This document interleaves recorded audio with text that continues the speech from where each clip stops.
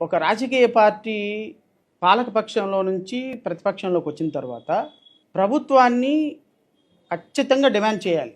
ఎందుకు డిమాండ్ చేయాలి అంటే ప్రభుత్వం అనేది కొన్ని తప్పులు చేస్తూ ఉంటుంది కాబట్టి రాజకీయ పార్టీలుగా ప్రతిపక్షం తర్వాత నేను, నా తర్వాత ఇంకా చాలా రాజకీయ పార్టీలు అన్నీ కూడా ప్రభుత్వాన్ని డిమాండ్ చేయాలి. తప్పేం లేదు అది, ఎందుకంటే ప్రజాస్వామ్యం అంటేనే అది.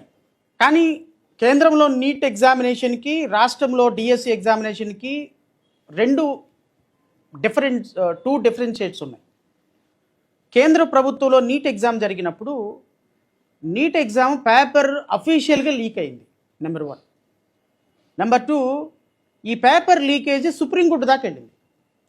సుప్రీంకోర్టులో కేంద్ర ప్రభుత్వం పేపర్ లీక్ అయింది, మా తప్పులు జరిగినాయి, మమ్మల్ని క్షమించండి, ఇంకోసారి ఇలా చేయమని అఫిడవిట్ వేసింది. సుప్రీంకోర్టు ఎలాబొరేట్ విచారణ చేసిన తర్వాత పేపర్ లీక్ అయిందని కన్ఫర్మ్ చేసి ఈ పేపర్ లీకేజీ భవిష్యత్తులో జరగకుండా మళ్ళీ ఎగ్జామ్ నిర్వహించడానికి సుప్రీంకోర్టు కేంద్ర ప్రభుత్వాన్ని ఆదేశించింది.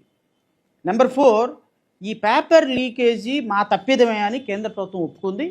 ఈ పేపర్ లీకేజ్ వల్ల కొన్ని 10 మంది పిల్లలు చనిపోయారు. ఇది ఆ నేపథ్యం.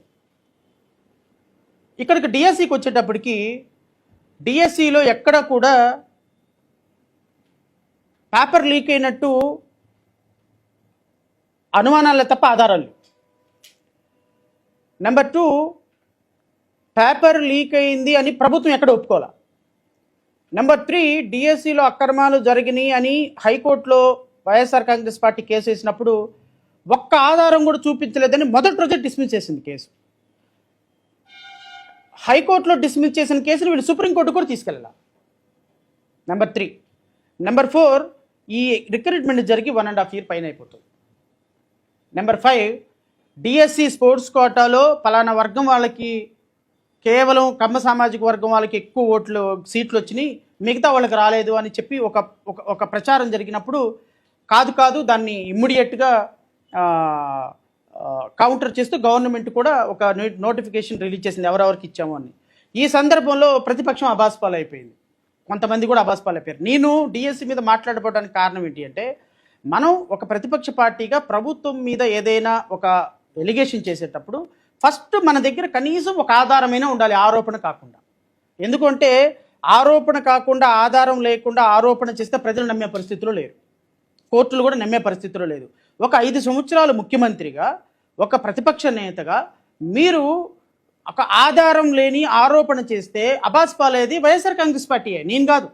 నన్ను అడిగారు చేయమని, నేను పెట్టనని చెప్పి. ఎందుకు పెట్టనన్నాను అంటే, నాకు ఒక ప్రాథమికమైన ఆధారం ఇవ్వండి. ప్రాథమికమైన ఆధారం ఇస్తే దాన్ని నేను మీద ఖచ్చితంగా నారా లోకేష్ రిజైన్ చేయాలని డిమాండ్ చేస్తాను, డిఎస్సి నోటిఫికేషన్ సెటిసైడ్ చేయాలని చెప్తాను. ఎవరు అడుగుతారు? అంబటి రాంబాబు గారు అడుగుతారు, పేర్ని నాని గారు అడుగుతారు, జగన్మోహన్ రెడ్డి గారితో. ప్రతిపక్ష నాయకులుగా మీరు గౌరవ ముఖ్యమంత్రి, మా మంత్రుల స్థానంలో గత 5 సంవత్సరాలు పరిపాలన చేసినప్పుడు మీకు ప్రాథమికమైన సమాచారం లేకుండా మసిగుడ్డ కాల్చి ముఖం మీద పడేస్తే, ఖచ్చితంగా మసిగుడ్డ కాల్చి ముఖం మీద పడేస్తే ప్రజలు అనే వాళ్ళ దగ్గర నుంచి అప్రిసియేషన్ రాదు.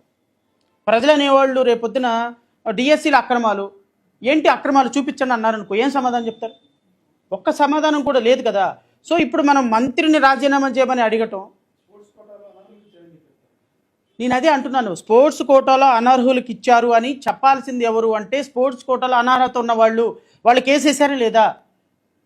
ఇప్పుడు సింపుల్ లాజిక్ సార్, ఒక 10 లక్షల మంది డిఎస్సి రాశారు, అందులో 16,000 పోస్టులు వచ్చినాయి, 9,84,000 మందికి పోస్టులు రాలా కదా, అందరికి రావు కదా. ఈ 9,84,000 మందిలో ఒక్కళ్ళ దగ్గరికి వెళ్ళి డిఎస్సి ఎలా జరిగిందంటే డిఎస్సి అంతా అక్రమాలే అంటారు. సింపుల్ లాజిక్ ఏంటంటే, నాన్ సెలక్షన్ క్యాండిడేట్లు ఎవరి దగ్గరికి వెళ్ళి అడిగినా వాళ్ళు బురద వేయడానికి ప్రయత్నం చేస్తారు. వాళ్ళందరినీ తీసుకొచ్చి మన ప్రెస్ మీట్ పెట్టి, ఇదిగో చూసారా ఎంతమంది కుర్రోళ్ళు, వీళ్ళు ఎవరికి ఉద్యోగాలు రాలేదు చూడండి అంటే, ఇంకా నవరా సిగ్గుపోదా?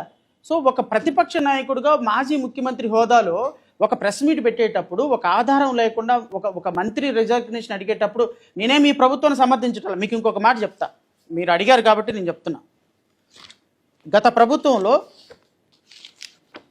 ప్రభుత్వంలో మాజీ ముఖ్యమంత్రి గారు వైఎస్ఆర్ కాంగ్రెస్ పార్టీ ప్రభుత్వంలో నాకు తెలిసి ఒక డిఎస్సి కూడా వేయాల. వాళ్ళు వేసినటువంటి డిఎస్సి ఏంటి అంటే, అది కాదు ఒక డిఎస్సి వేశారు, ఆ డిఎస్సి ఏంటి అంటే వాళ్ళు వేసిన డిఎస్సి అది కూడా క్యాన్సిల్ అయిపోయింది. జీఓఆర్టీ నెంబర్ 56 ద్వారా జీఓఆర్టీ నెంబర్ 40 ద్వారా మొత్తం ఎన్ని పోస్టులకు వేశారంటే 6100 డిఎస్సి పోస్టులకు వేశారు.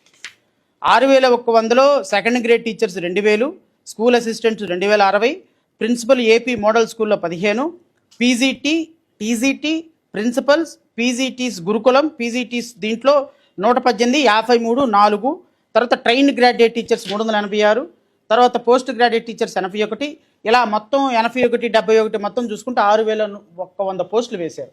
ఏది డిఎస్సిలో జీఓఆర్టీ నెంబర్ 56 డేటెడ్ 9/2/2024లో వేశారు వైఎస్ఆర్ కాంగ్రెస్ పార్టీ గవర్నమెంట్. దురదృష్టం ఏంటి అంటే ఈ 6100 నోటిఫికేషన్ హైకోర్టు క్యాన్సిల్ చేసింది. హైకోర్టు క్యాన్సిల్ చేయడానికి కారణం ఏంటి అంటే మేము వేసినటువంటి రిట్ పిటిషన్ నెంబర్ 4955/2024 అని గత ప్రభుత్వంలో ఈ 6100 పోస్టుల్లో సుమారుగా 2000 పోస్టులు ట్రైబల్ ఏరియాలో ఉండాల్సినటువంటి పోస్టులు షెడ్యూల్ ఏరియాలో పోస్టులు తీసుకొచ్చి దీంట్లో కలిపారు. దీనికి మేము హైకోర్టుకి వెళ్ళాం. 86 మంది పిల్లలు హైకోర్టుకు వచ్చారు. హైకోర్టుకు వస్తే ఈ 2600 పోస్టులను దాంట్లో నుంచి ఎక్స్క్లూడ్ చేసేయండి అని హైకోర్టు డైరెక్షన్ ఇచ్చేసింది. ఈ 6100 పోస్టులో 2100 పోస్టులు నోటిఫికేషన్ నుంచి బయటకు తీపిచ్చేసాం మేమే. సో దాని తర్వాత ఈ నోటిఫికేషన్ క్యాన్సిల్ అయిపోయింది. సో ఈవెన్ మాజీ ముఖ్యమంత్రి గారు 2019 నుంచి 24 వరకు వేసినటువంటి పోస్టుల్లో సుమారుగా ఒక్క డిఎస్సి పోస్టు కూడా తీయకపోగా 16,000 పోస్టులు తీసినటువంటి ప్రభుత్వాన్ని విమర్శించడం అనేది కరెక్ట్ కాదు అనేది నా ఉద్దేశం.